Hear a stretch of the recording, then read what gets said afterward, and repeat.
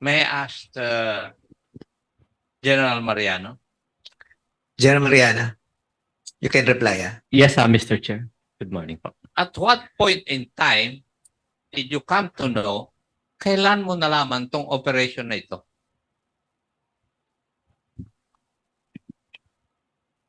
Nung tumawag po si Mr. Chair, nung tumawag po si Chief DSOU sa aking aid na mag-i-implement po sila ng SW sa baril po. So, ano na ang ginawa mo pagkatapos nun? Pagkatapos po niyang tumawag sa aking EDICAM at security officers, pinatawag ko po itong aking EDICAM dahil bakit sa kanya po nagsasabi. Kaya nung tumawag po, I reminded him dahil katatapos lang po ng command conference namin sa Camp Crame during that day, Mr. Chair. At sinabihan ko po si Chief DSOU, base sa guidance si Chief PNP, na gumamit ng body-worn camera at mag-briefing at gawin lang po yung tama doon sa implementation ng search warrant, Mr. Chair. Nung natapos ng operation, what were your action? After po ng operation, nung nag-report po sa akin si Chief DSOU ng 9:42 ng umaga po. Immediately, tinatanong ko po siya tungkol sa report, sa sketch report. At actually, bago po ako magising ng alas 8 ng umaga, meron na rin po siyang text sa akin ng alas 6:32 ng umaga. Sinasabi rin po na nagpaalam siya na katatapos lang po ng kanilang operation sa implementation ng search warrant. At mga 7:47 ay nagpadala rin po siya ng draft na sketch report na nakalagay na po doon yung pangalan, lahat ng mga nakuha po nila base po doon sa kanilang inventaryo. At dumating po ako sa aking opisina ng 9:42 a.m.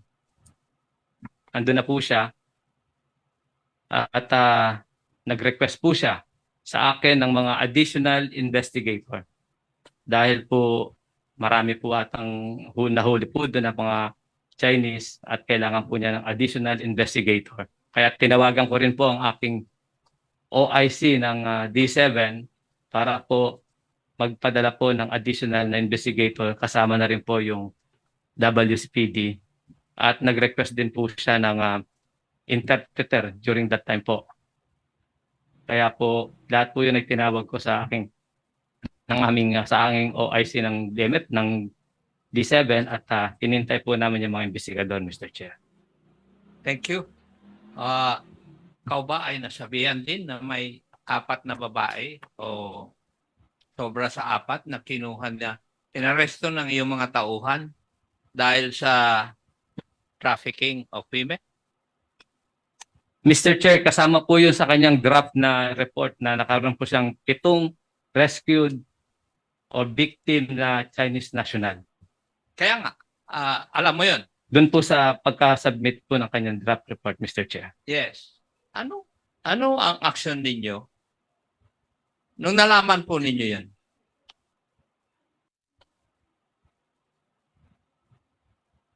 Yun po ay, kaya nga po, sabi nila na hindi po nila Ano po ang action ninyo nung nai-report sa iyo yon?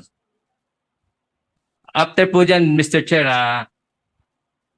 nagsimulat po kami sa BID, sa IACAT, sa DSWD para po sa custody ng mga rescued victim po. Sino po ang sumulat? Sila po yung nagdadraft, Mr. Chair, ang DSOU, at ipapanik po nila sa akin para po sa coordination sa other agency. Yun po yung ginagawa. For the verification of the true, yung identity, wala pong mga pinakitang passport o kung ano po yung kaya po nag-request sila ng interpreter para po makuha po yung mga personal circumstances ng ating po mga rescued and team. Pwede po bang malaman kung alam po ninyo yung protocol kung meron kayong naaresto na mga biktima ng trafficking of women, alam niyo po ba yung protocol?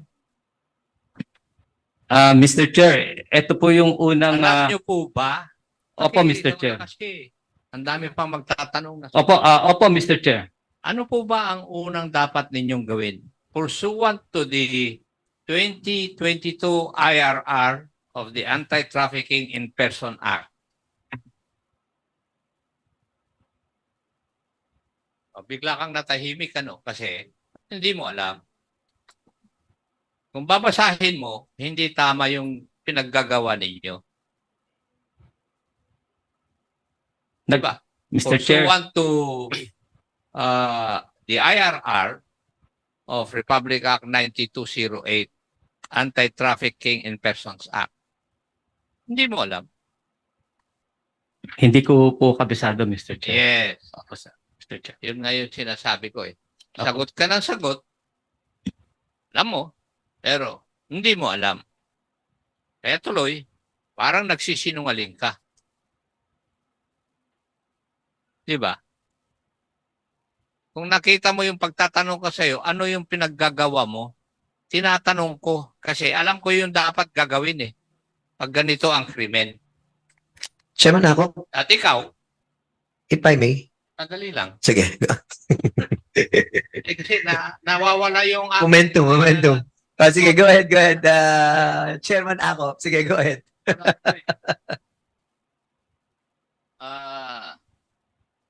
Hindi ba? Kaya nga na-detain sila ng 14 days. Dahil sa yung hindi kaalaman ng batas.